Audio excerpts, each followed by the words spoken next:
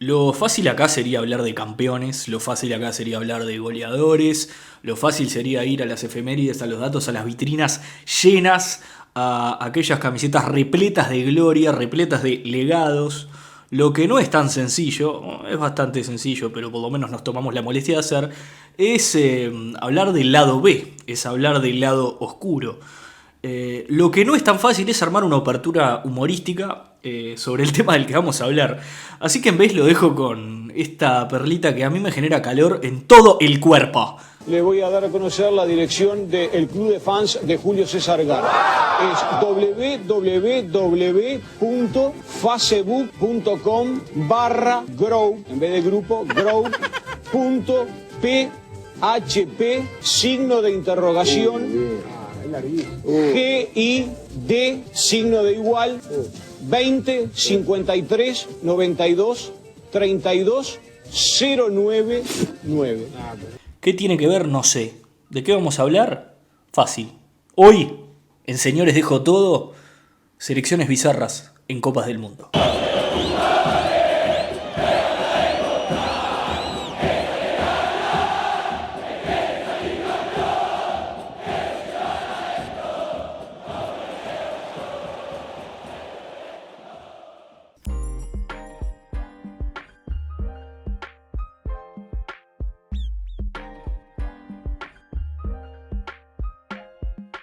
Pero bueno, así como en el capítulo de Extranjero Falopa hablábamos de la acepción falopa, el adjetivo falopa en este universo futbolístico, algo difícil porque tiene como varias acepciones.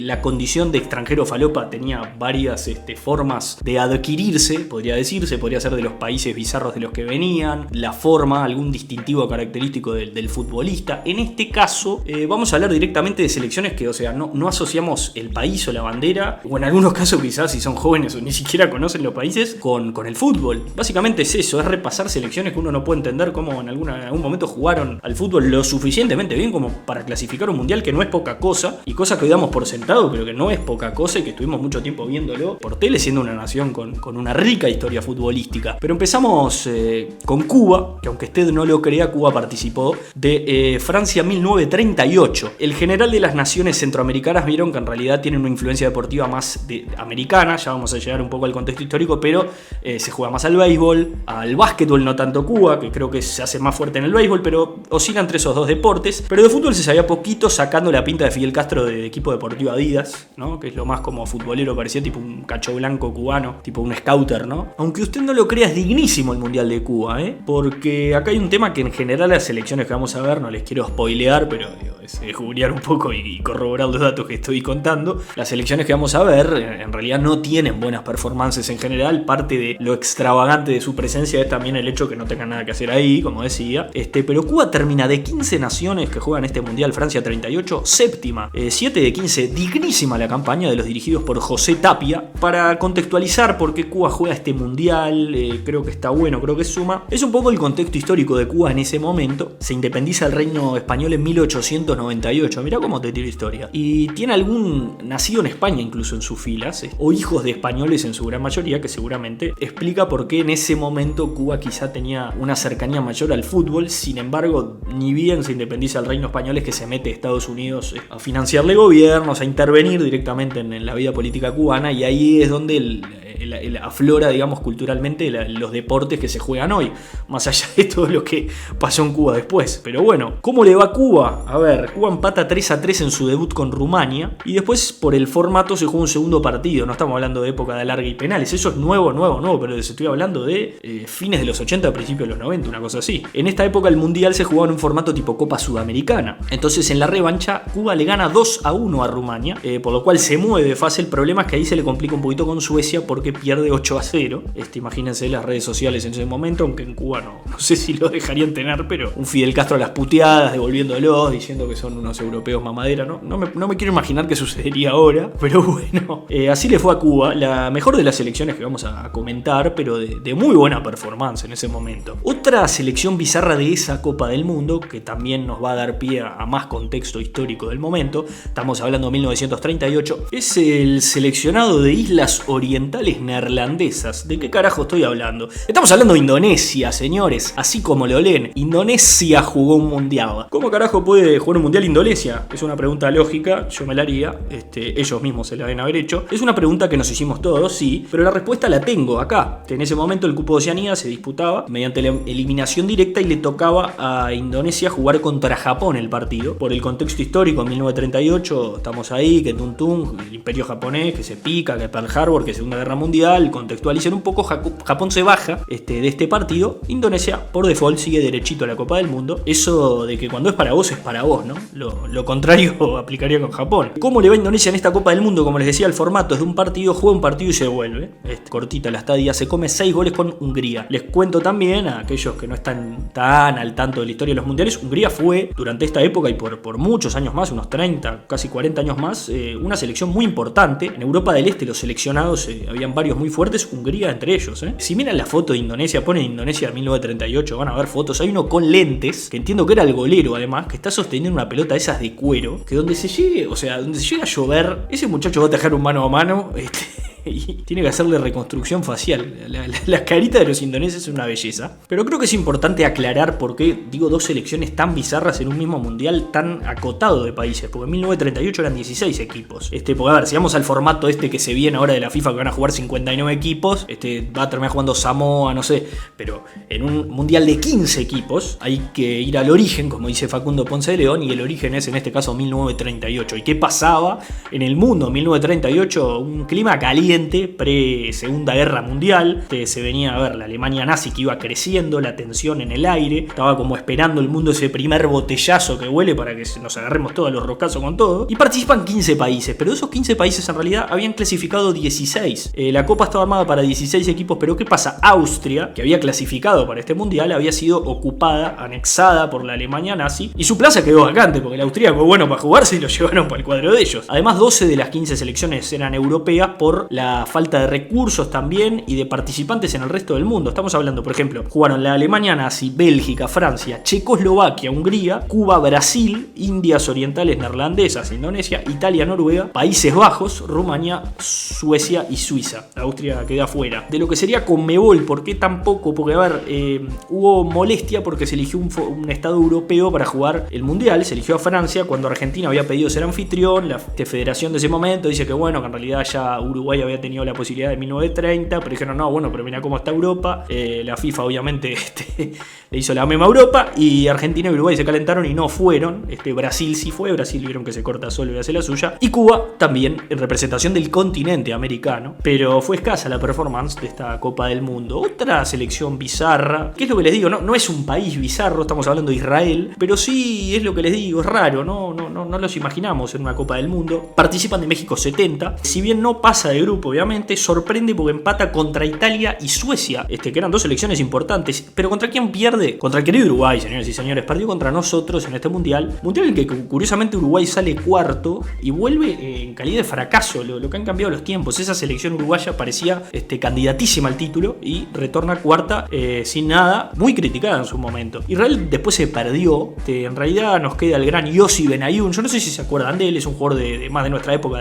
jugó entre el 2000 y 2010, por ahí jugó en el Liverpool, en el Chelsea, en el Arsenal, en algún otro equipo de la Premier, se hizo fuerte en el fútbol inglés y confirma ese estatuto invisible, por eso lo quería mencionar, y sola presencia de Israel, que fue muy escasa.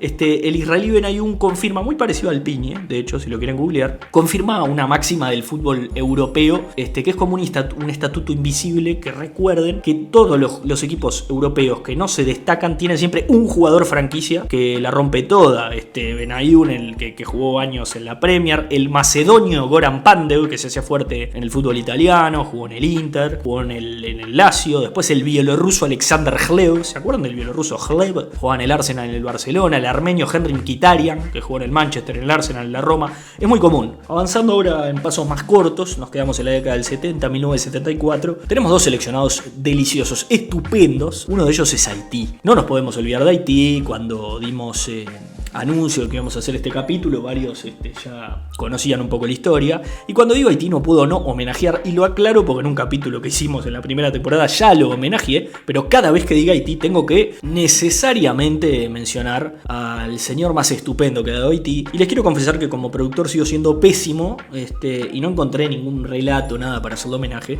pero hablamos de Jean-Jacques Pierre, señoras y señores. Si son más jóvenes les cuento que en la primera vuelta que tuvo Diego Aguirre en Peñarol, el golero era José Luis Félix Chilavert y uno de los dos zagueros que salen campeones era el haitiano Jean-Jacques Pierre. ¡Qué jugador! Cuento que además, nada que ver, pero tiene 40 años y sigue jugando al fútbol en la tercera de Francia, en un tal París Football Club, así que hay Jean-Jacques Pierre para rato.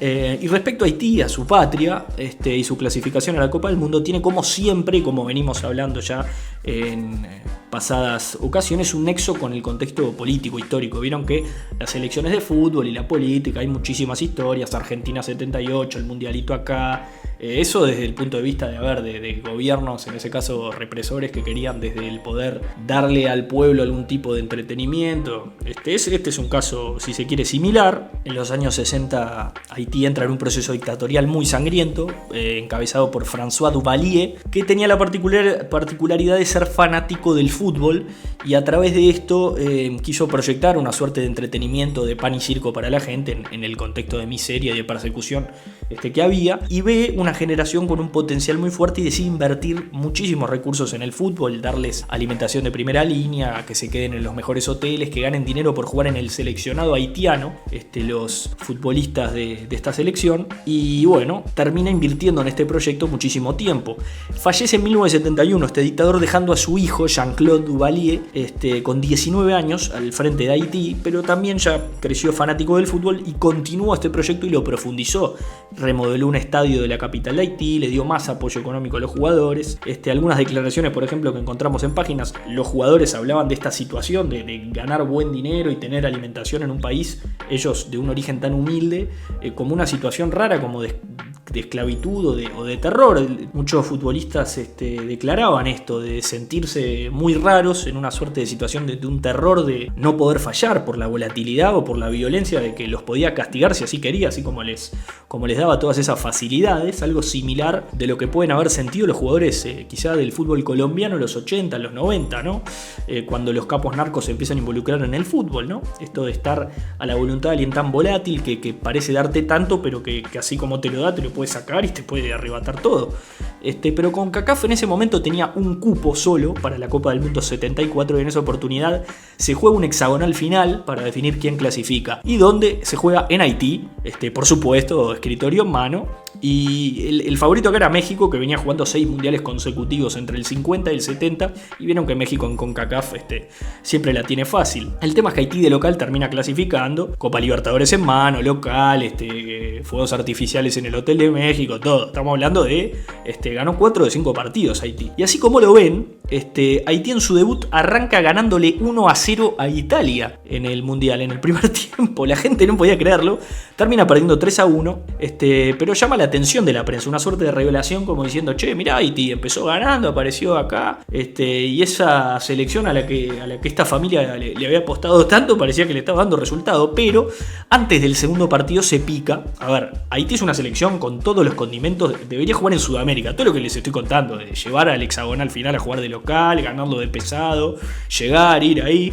¿Y qué le pasa? El volante Ernst Jan Joseph da positivo en el control antidoping posterior al primer partido y se convierte, por lo tanto, en el primer jugador expulsado por doping en la historia de todas las copas del mundo. La coartada de este muchacho era que tomó pastillas para el asma y que quizá le vendieron algo equivocado por el idioma o que no lo entendieron. Sirvió de poco. ¿Ustedes se acuerdan cómo se llevaron a Suárez? Como si fuera un genocida encapuchado en Brasil por la mordedura, que lo retiraron del búnker uruguayo. Acá fue una cosa, no te diría parecida, porque la verdad que no, pero vamos a decir que en la concentración de Haití aparecen delegados de la selección, o mejor dicho, allegados, para sudamericanizar del todo a esta selección, y se lo llevaron tirándolo de las rastas. Imagínense un jugador con rastas tipo Edgar Davis, se lo llevan de los pelos a la vista de todos sus compañeros en pleno hotel, y se dice que de ahí fue directo a Haití, sujeto a torturas por la milicia haitiana. Esto claramente afecta al grupo, porque si no te afecta, sos un robot, porque te tiene que mover el piso que te lleven a un compañero de los pelos. Y así fue. El próximo partido Haití lo pierde 7-0 contra Polonia y después 4-1 pierde contra la selección argentina, un equipo que se estaba formando para después ser campeón del mundo. Y si quieren otro dato muy lindo, la selección de Haití es la de la foto del capítulo, y la patada que le pegan en el último partido, adivinen a quién se la pegan. ¿Cómo? Pero ¿cómo vas a saber lo que es llorar? Sí, llorar. Si jamás perdiste una final de un mundial sobre la hora, con un penal dudoso. ¿Cómo vas a saber, querido amigo? ¿Cómo vas a saber lo que es la vida si nunca, jamás jugaste al fútbol? Otra selección de 1974 de participación extravagante, si se quiere, es la de Zaire, también pedida por algunos de ustedes. Estamos hablando de la hoy llamada República Democrática del Congo, y así como recordamos a Jean-Jacques Pierre en Haití, al hablar de Zaire yo solamente me acuerdo de una persona y no puedo dejarlo pasar. En lugar de agradecerte, pero se aprovecha. Entonces, yo negro de Zaire lo pone en punto. Señor Ricardo Ford. Perdón, ¿a Ricardo Ford le va a pegar? Sí, señor. ¿Pero viene un palo para Ricardo Ford?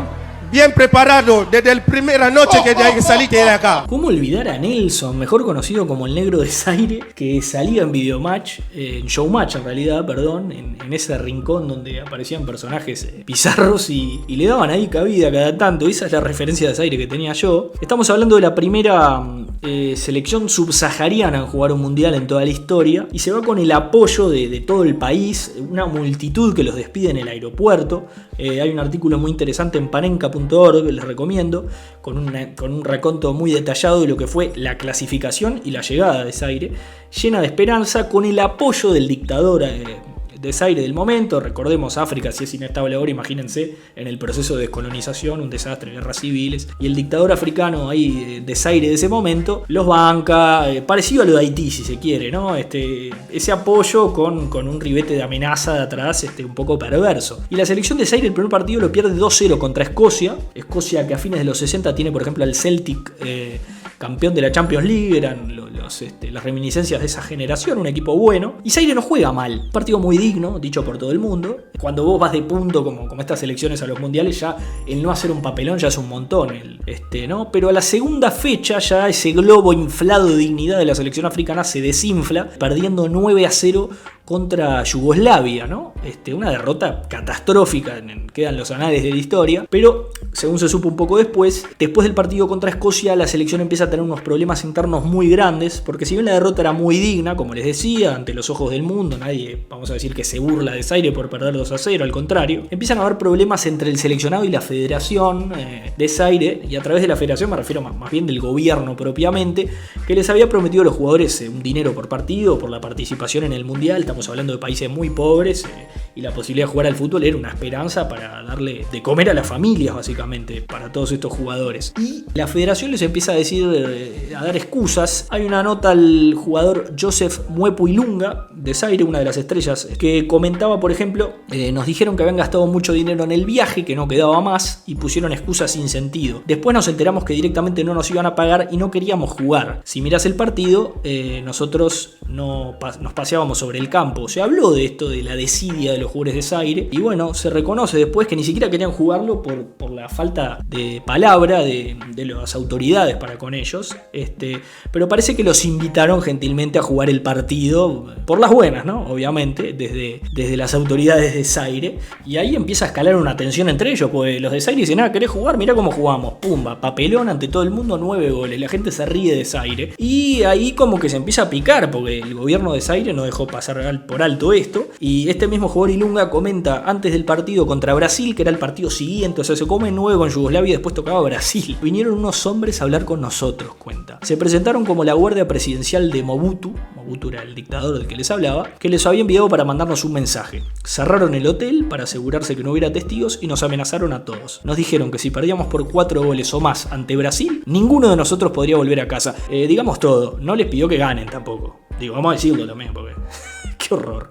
El tema es que Brasil les gana 3-0, por lo cual, bueno, el pacto se cumple y vuelven, pero vuelven a Zaire sin pena ni gloria. Vuelven a un aeropuerto vacío, cuentan, sin gente. Resulta que Mobutu había prohibido a la población ir a saludarlos y directamente hablar de la Copa del Mundo. Es como que lo quiso borrar del colectivo imaginario porque sentía una suerte de vergüenza. Los futbolistas hablan de una suerte de muerte civil, a ver si me entienden. Dicen que en varios otros países los jugadores africanos que trascendieron o aquellas selecciones que pudieron llegar a un mundial en ese contexto en sus países eran tratados como héroes, como reyes, porque competir ante países que lo tenían todo era casi que utópico. Sin embargo, en el caso de ellos fue básicamente lo peor que les podía haber pasado, porque las ilusiones que se había hecho este Mobutu con la selección africana generaron una suerte de manejo de expectativas erróneo y además problemas internos de promesas que no le cumplieron, y bueno, eso es lo que pasa. Otra perlita linda de los mundiales que no podía dejar pasar es el pasaje de la selección de Kuwait, Kuwait con K,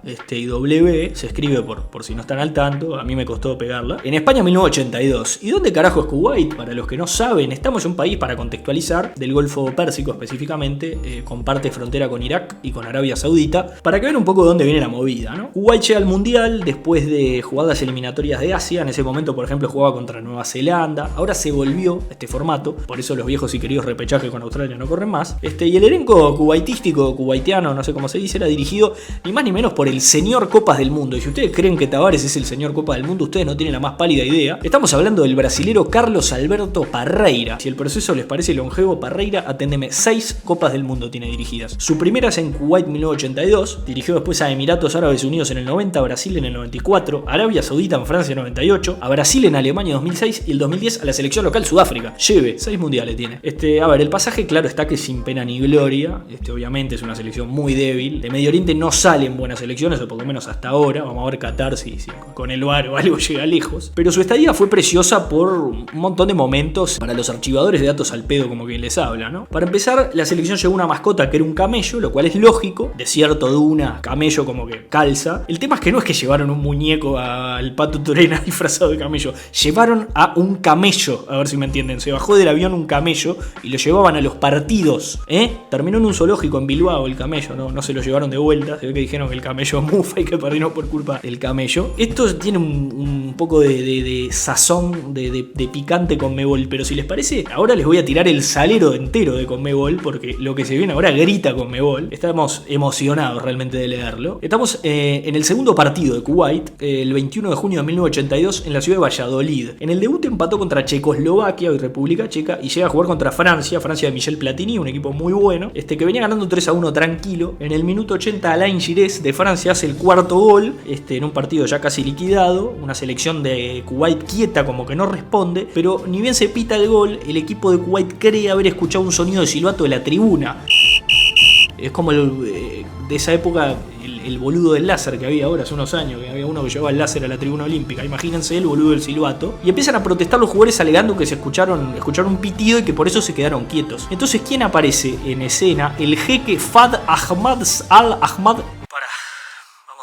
El jeque Fal al-Ahmad Sabah, presidente de la Federación y Comité Olímpico Kuwaití, que era el hermano del jefe de Estado, del emir de Kuwait, un muchacho muy demócrata también, baja a la cancha a las puteadas con el árbitro. El árbitro ruso Miroslav Stupar, que había pitado el cuarto gol, queda como atónito y el jeque, a ver si me entienden, imagínense una Copa del Mundo estadio lleno, baja un tipo a las puteadas, la seguridad no lo obstruye, como que quedan helados porque lo ven todo con la pilcha de jeque en un idioma que no entendían y se cagaron y no quisieron detenerlo, y va directamente a increpar al árbitro. ¿No ves lo que te están diciendo? ¿No ves lo que te están diciendo? Y llega a amenazar al árbitro ruso con llevarse al cuadro del partido. Si me cobras ese gol nos vamos todos, dijo. Y fueron como 10 minutos de discusión con el juez. Parece que había una tensión impresionante, cuentan quienes fueron. Y a ver, una discusión entre un jeque y un ruso no puede terminar bien, ¿verdad? ¿Y cómo termina entonces? Minutos después de esta charla un poco subida de tono, no sé en qué se habrán hablado, en qué idioma, en idioma fútbol, ¿verdad? Miroslav Stupar, el árbitro, vuelve a la mitad de la cancha y anula el gol. Anula el gol, le juro por mi madre. Toda la Conmebol arriba. Fabuloso. Pero así como lo cuento tranquilo todos, ¿cómo termina esto? El partido termina, no se hacen más goles, termina 3-1 porque ese gol se anuló. Al otro día la FIFA emite una resolución declarando válido el resultado de 4-1 y reconociendo el triunfo por 4-1, claro, por la diferencia de gol y demás, era importante ese gol. Y multan también con 25.000 francos suizos a la Asociación de Fútbol de Kuwait por, entre comillas, conducta antideportiva. A cambio chico, le habrá pagado pagado con la plata del bolsillo ahí del vaquero. Kuwait después pierde 1-0 con Inglaterra y se retira en ese mundial que sale campeón con Italia. La pregunta es qué pasó con el árbitro también, ¿no? Porque estamos hablando de un árbitro que se deja patotear a viva voz en un estadio por un jeque, digo, por lo menos que entra a la habitación, te deje el portafolio como corresponde. Y la FIFA lo suspendió para siempre en su calidad de árbitro internacional. Solamente pudo dirigir en la Liga de la Unión Soviética, lo cual me recuerda, este evento yo me acordé de dos cosas asociando siempre con Uruguay. La primera es aquella bizarreada de Nacional Villa Española, no sé si se acuerdan que Liber Prudente creo que era, que Nacional parece que entra tarde al partido y lo suspende y le quería dar el partido a Villa Española, una cosa increíble que después se termina jugando porque era una cosa como insólita. Pero también me empecé a acordar del mundo árabe y dije, ¿dónde escuché esto? Que el árabe baje a manejar el cuadro. Y después me acordé de dónde venía. En Oman hay un gran cuento, Julio. Si es que es cierto que por un tema de un traductor que no te obedecía, tuviste un problema en un partido importante, ¿no? Ganando. No, el traductor, que era Mohamed, era un fenómeno. Y estábamos jugando un clásico contra Emiratos Árabes en Dubái, íbamos ganando 1-0. Faltaban 4 o 5 minutos, ya habían puesto 3 cambios, estaban con 7 delanteros, ya no le importaba. Entraban por todos lados. Sí, estaban atacando por todas partes. Entonces le digo, Mohamed, decile al lateral derecho, a Ismail, que no suba más. Ya está, faltan 3 minutos. Que no suba más porque están atacando por ahí. Y el tipo agarraba la moto y subía. Entonces le digo, pero vos estás traduciendo bien, estás diciendo lo que yo te digo. Man. Porque vos le decís que no sube y el tipo sube. Dice, no, yo le digo que no suba. Dice, pero atrás el príncipe le está diciendo que suba todas las pelotas.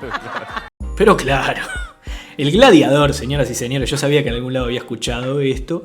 Se ve que el árabe es loco de armar el cuadro y de dirigirlo. Así que si alguien quiere ser técnico, trabaja en un cuerpo técnico o jugador del fútbol árabe, ya saben que si ven a alguien de túnica en el estadio, háganle caso porque se complica el partido. Después, a ver, hablando del mundo de Oriente, este mismo técnico Parreira agarra a Emiratos Árabes en 1990 y también un pasaje sin pena ni gloria, lo menciono porque justo lo encontré. Lo más lindo acá es que cuando llega le preguntan cómo ves al cuadro y dice, a ver, soy brasilero, pero no soy bobo. Son cosas que dijo literal, es textual esto. Acá si queremos sumar algún punto hay que defenderse, ¿no?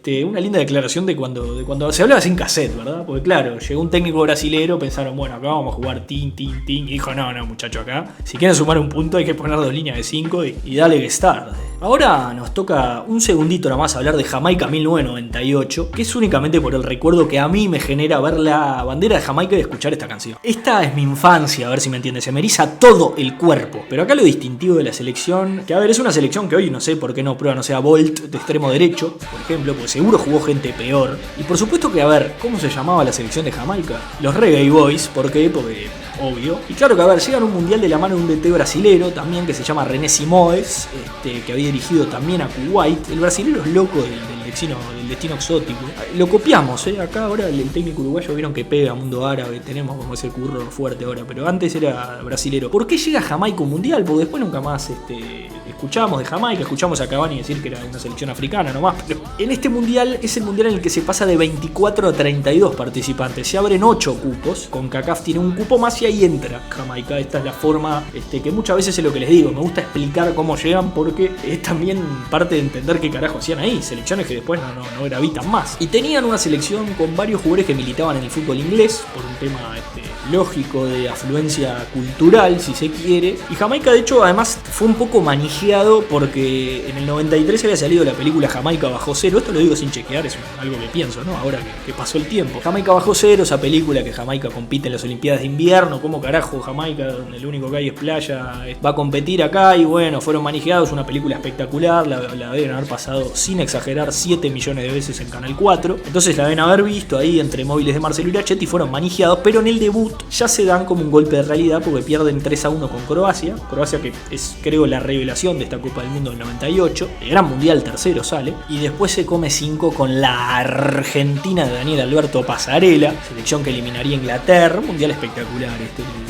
unas ganas de verlo todo de vuelta. Pero a diferencia de otros elencos bizarros que veníamos repasando, que se comía la comida fuerte, acá por lo menos Jamaica el último partido, el tercer partido ya eliminado, le puede ganar ante Japón para toda la gilada. Le gana 2-1 aguanta el resultado y ahí quedaron los Reggae Boys como un equipo muy distintivo de los 90. Creo que era lindo mencionarlo también. Otro, precioso por varias razones es Serbia y Montenegro en el 2006. Una de mis preferidas es el hecho de que toda la prensa lo tenía como una potencial revelación de la Copa del Mundo. Era una generación bárbara de jugadores, es cierto. Me acuerdo, por ejemplo, se me sale a la cabeza Mateja Kesman. Se acordarán de aquel delantero del Atlético de Madrid. Tenía muy buenos jugadores, pero termina saliendo 32 de 32. Último, a ver si me entienden. Tiene la mala suerte de jugar en un grupo muy jodido, es cierto. El famoso grupo de la muerte, vieron que siempre hay uno. En este caso era estaba Argentina, Holanda y Costa de Marfil. Era un grupo parejo de verdad para todos, y pierde los 3 partidos Serbia y Montenegro. De hecho, incluso con la Argentina pierde 6-0 y es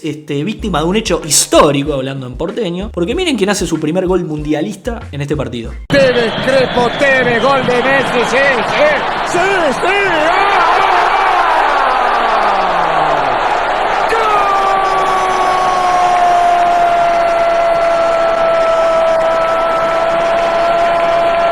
Sin duda que muy lindo, ¿no? Hacer el gol, una emoción muy importante, ¿no? El primer gol de la Copa con la camiseta. No me sale. Me tengo que hacer cargo, no me sale.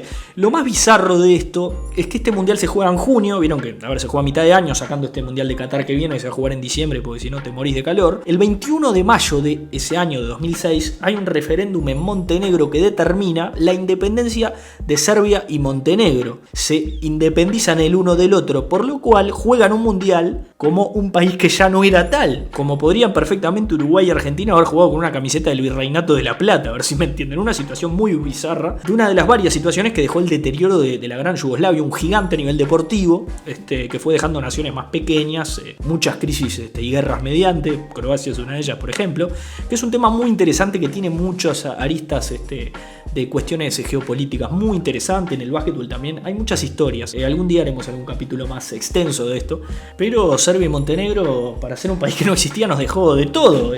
Quedó en la estadística por un montón de cosas. Y ahora se viene una de mis favoritas porque la recuerdo vívidamente, con mucho misterio, mucho picor, con mucho oscurantismo. La cosa linda, la cosa sana, la cosa que todos queremos, ¿verdad? Que estamos hablando de Corea del Norte, que participó del Mundial de Sudáfrica 2010. A ver, ¿por qué elijo este mundial? Realmente porque me lo acuerdo más y porque en este mundo más globalizado el fenómeno Corea del Norte nos llama todavía más la atención, ¿no? O por lo menos a mí. Pero un quilombo lindo que armaron. A ver, para empezar salieron últimos también, 32 de 32. Corea ya había jugado un mundial, el del 1966 en Inglaterra, pero para empezar tuvo quilombo. A ver, todo fue un quilombo, toda la estadía, porque para Corea salir al mundo es un quilombo, cualquier coreano no pueden. Entonces sacar una delegación mundialista, imagínense el quilombo que fue para la pobre gente. Para empezar tuvo quilombo para mandarse a hacer las camisetas. No tenía, se había hablado de confeccionar por la industria nacional el uniforme, obviamente, ¿no? Imagínense al coreano diciendo vamos a tener las mejores camisetas del mundo, las más lindas porque son del mejor país del mundo. Vieron cómo son los norcoreanos, no es que los conozca, pero... Y en un partido contra Venezuela, en un amistoso, se organizaron varios amistosos para que el equipo vaya preparado,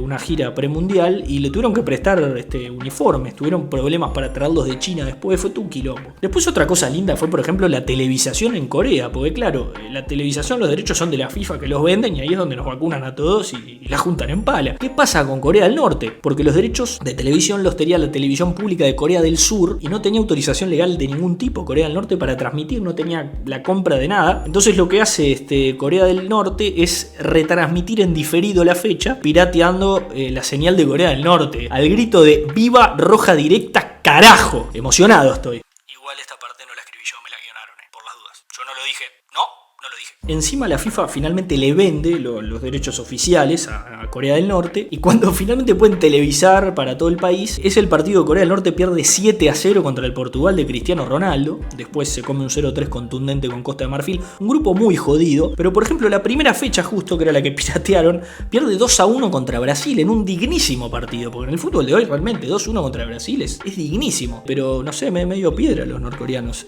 Pierden los 3 partidos, feo, un grupo muy difícil también. Pero a ver, por ejemplo, en las conferencias de prensa no se podía preguntar nada que no fuera de fútbol. Tenían estrictamente prohibido los periodistas, dictamen de la FIFA, siempre preocupada en contar lo que pasa, pero no solo por la FIFA, sino por un secretario de prensa especial que llevaba Corea. Estamos hablando de que Corea, por ejemplo, tenía el búnker totalmente aislado, no se podía ingresar, no se podía ver un entrenamiento, nada.